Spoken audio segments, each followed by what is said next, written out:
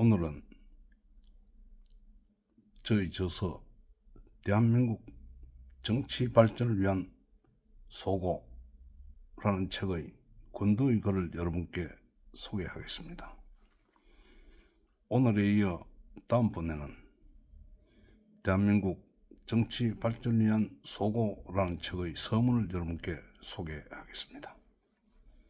대한민국 정치 발전을 위한 소고 권두의 글. 오래 전에 써두었던 이 글을 2024년 7월에 이르러 다시 끄집어내어 들었다. 이 글을 통해 우리는 대한민국의 정치 발전을 위해 과연 무엇을 어떻게 해야 하는지를 유추해 볼 수 있다는 판단에서다. 이 글은 제6공화국 5번째 정부인 이명박 정부기의 정치적 과제 및 이명박 정부의 국정 운영에 대한 재언을 중심으로 구성되어 있다.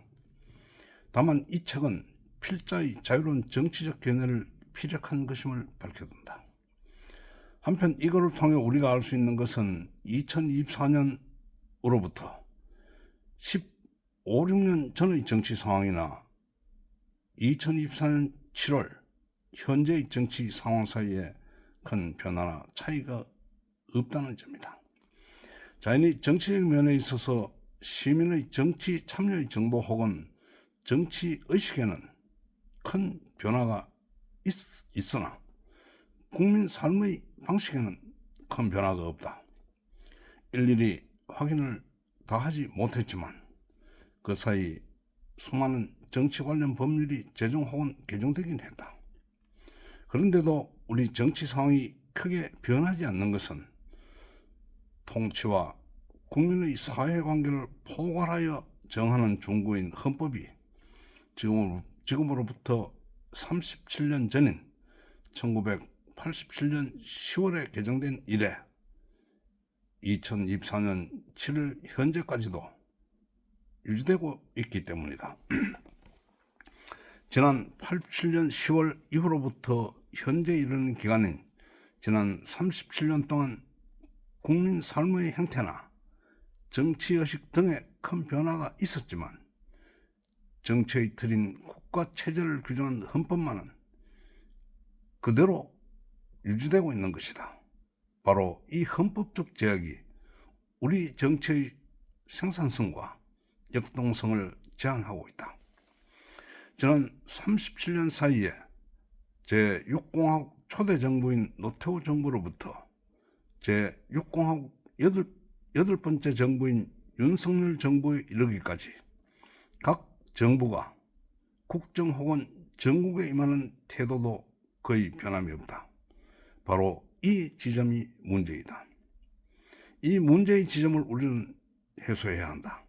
즉 헌법 개정을 통하여 정치 구조, 곧 현행 정치의 틀을 바꾸지 않는 한 현재의 정치 질서는 여전히 변하지 않으며 어떤 정부가 들어서도 국정을 운영하는 행태에 큰 변화가 일어날 수 없다. 이 점을 확인해 주는 것이 바로 이걸 곧 이 책이다.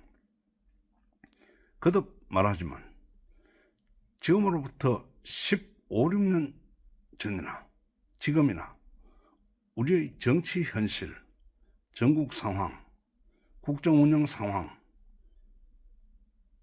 기타 국민 삶에 큰 차이 혹은 변화가 없다는 것은 그것을 제약하는 요인이 있다는 것을 뜻한다.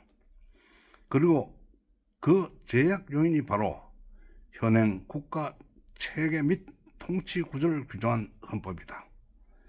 옛 글을 이 시점에 다시 끄집어낸 것은 바로 제10차 헌법 개정을 통해 제6공화국 시대를 마감하고 제7공화국의 새로운 시대를 열어야 한다는 점을 강조하기 위함이다.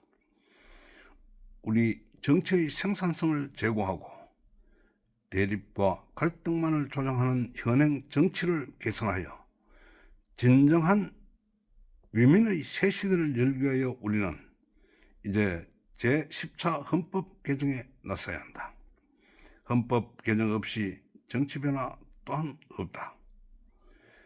제21대 국회와 윤석열 정부는 즉각 개헌에 나서라. 2024년 7월 정상.